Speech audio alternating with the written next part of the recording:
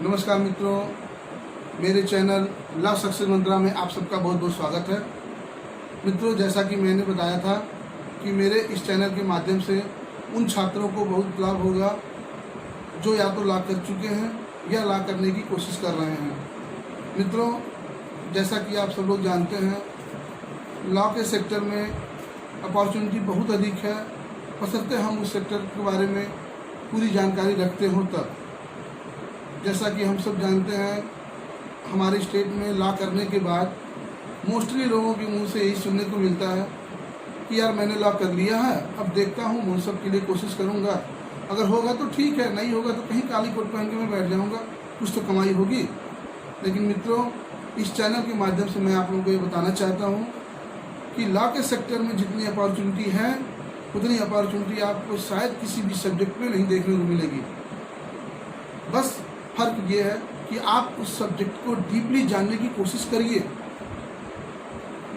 आज मैं जो इस चैनल के माध्यम से आपको बताने जा रहा हूँ वो मेरा मुख्य टॉपिक ही आज का यही है कि लॉ के सेक्टर में आपके स्कोप क्या क्या है और किन किन सेक्टर में आप जाके अपने जॉब को ले सकते हैं या जितनी अपॉर्चुनिटी आप उनके बारे में जानें। सबसे पहले हम बात करेंगे लीगल एडवाइजर की। मित्रों, 5 इयर्स लॉ डिग्री। तो दोस्तों, सबसे पहले हम बात करेंगे प्राइवेट सेक्टर की। प्राइवेट सेक्टर में लीगल एडवाइजर का पोस्ट बहुत ज़्यादा होता है। लगभग हर कंपनियों में, हर प्राइवेट फर्म में हमें यह देखने को मिलता है कि लीगल एडवाइजर का एक न एक पद जरूर रहता है। लीगल एडवाइजर हर वो प्राइवेट फर्म, हर वो प्राइवेट कंपनी रखती है जिसने अपनी कंपनी को या तो रन करा दिया है और या वो अभी सुचारू रूप से चलाने की कोशिश कर रहा है, क्योंकि बिना लीगल एडवाइजर के उसकी कंपनी के फर्म का चलना ही मुश्किल होता है।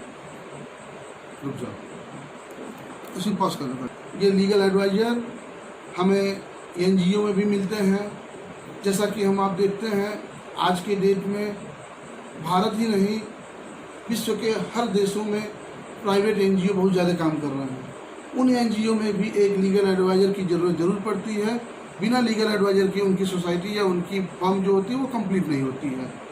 उसी तरह से इंडिविजुअल फर्म होते हैं, इंडस्ट्री एसोसिएट्स होते हैं, इन सब में प्राइवेट लीगल एडवाइजर की ज़रूरत पड़ती ही पड़ती है। ठीक है। उसके बाद हम देखते हैं लीगल मैनेजर की।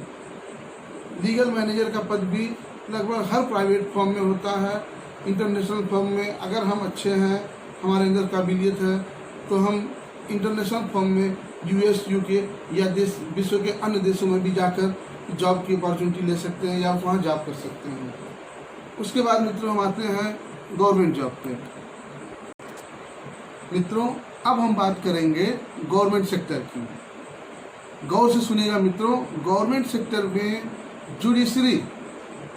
जुडिशरी जिसकी ख्वाहिश हर उस स्टूडेंट को होती है जो लॉ करता है।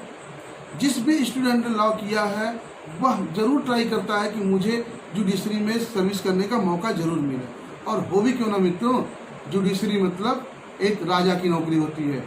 बात में नहीं, विश्व के किसी भी जगह पे देखिए, जुडिशरी से बेहतर नौकरी कोई भी नहीं हो सकती है।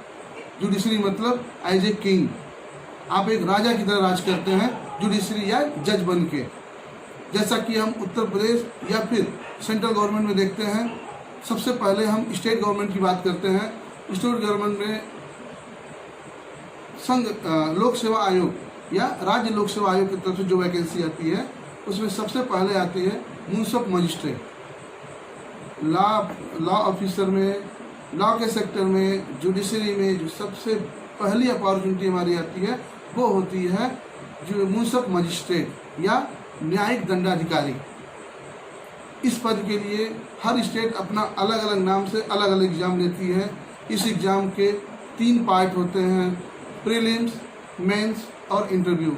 इन तीनों एग्ज़ाम्स में जो अपना बेस्ट दे देता है मित्रों, वही इस जॉब के लायक होता है और वही जॉब पाता है जो इसमें पूरी तरह से रम जाता है।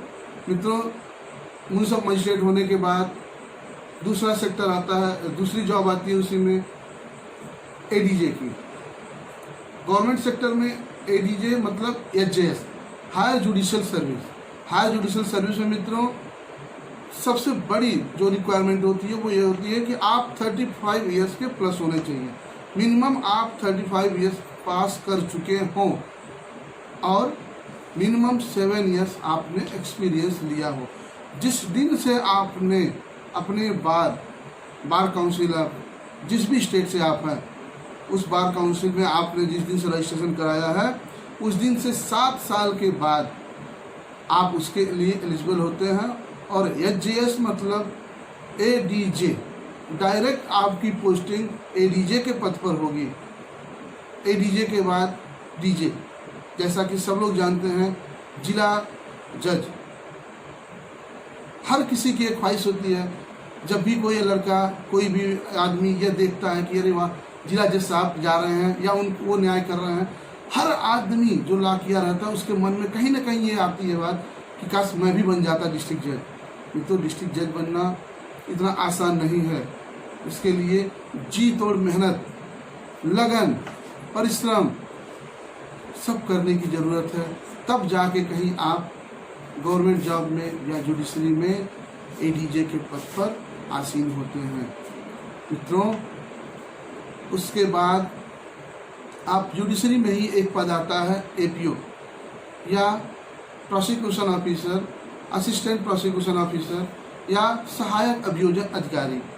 हमारे स्टेट उत्तर प्रदेश में इसे APO या सहायक अभियोजन अधिकारी के नाम से जाना जाता है। मित्रों सहायक अभियोजन अधिकारी बनना भी अपने आप में बहुत गर्व की बात होती है। सहायक APO बनने के बाद मित्रों APO के बाद SPO, DD, JD, हम सहायक अभियोजन अधिकारी से ज्वाइंट डायरेक्टर तक के अभियोजन अधिकारी बन सकते हैं। उसके बाद मित्रों हम देखते हैं बैंक IBPS द्वारा बैंक के सेक्टर में लॉ स्पेशलिस्ट ऑफिसरों का एक पद निकलता है, जिसके लिए स्केल 1 और स्केल 2 के ऑफिसर्स के लिए निकलता है। स्केल 1 के लिए कोई एक्सपीरियंस नहीं होता है, ओनली लॉ डिग्री मांगता है, और स्केल 2 के लिए मिनिमम 2 इयर्स एक्सपीरियंस हमें चाहिए होता है। मित्रों बैंक में जो भी सेवा देना चाहता है, बैंक भी बहुत ही अच्छा सेक्टर होता है, बहुत ही शांतिप्रिय, बहुत ही लोकप्रिय। और बैंक के सेक्टर में जाने के बाद मित्रों हमें ये देखने को मिलता है कि सच में बैंक के लोग या बैंक परिवार में जाने के बाद आप ये देख सकते हैं कि आप भारत सरकार में या स्टेट गवर्नमेंट में कितनी अच्छी आप सेवा दे सकते हैं। एक लीगल एडवाइजर का पद, एक लीगल प्रोफेशनल के रूप में आप वहाँ पे भी अपनी सेवा दे सकते हैं। उसके बाद उच्च शिक्षा के लिए जैसे cyber crime, labour law, cyber law, international law, इन सब सब्जेक्ट में हम लॉ करके उच्च शिक्षा ग्रहण करके एक पेपर के लिए स्पेशलाइज होके हम अलग अलग मल्टीनेशनल कंपनियों में या भारत में भी अन्य क्षेत्रों में सेवाएं दे सकते हैं। इसके अलावा भारत के विभिन्न मंत्रालयों में लॉ की स्पेशलिस्ट ऑफिसरों की वैकेंसी आती रहती है। CBI में भी प्रोसिक्यूशन ऑफिसर का पद निकलता है, जो कम से कम 7 साल का एक्सपीरियंस और 35 साल से ऊपर का मांग होती है उसमें भी। इसके अलावा SSC CGL के माध्यम से हम देखते हैं अनेक मंत्रालयों में SSC CGL के माध्यम से लॉ सेक्टर की नौकरी निकलती है, जिससे विभिन्न क्षेत्रों में लड़के भर के उसमें अपनी वैकेंसी या उसमें अपना फ्यूचर देख सकते हैं।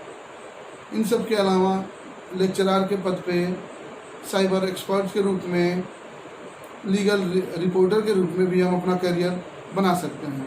मित्रों इस तरह हम देखते हैं कि भारत के लगभग हर सेक्टर में, प्राइवेट हो या गवर्नमेंट हो, किसी भी सेक्टर में हम देखते हैं तो लॉ ऑफिसर्स की वैकेंसी ज़रूर आती है। और लॉ एक्सपर्ट होने पे, लॉ के सब्जेक्ट को लेके आगे चलने पे आपको यह देखने को मिलता है कि लगभग आप हर सेक्टर में जा सकते हैं, चाहे वो गवर्नमेंट सेक्टर हो, प्राइवेट सेक्टर हो, सेमी गवर्नमेंट हो या अन्य सेक्टरों में। मित्रों जैसा कि मैंने आज आपको बताया, उम्मीद है कि आप इस वीडियो से अपने आप को सुन के, देख के अच्छा महसूस करेंगे और इससे आप अधिक से अधिक ज्ञान प्राप्त करेंगे।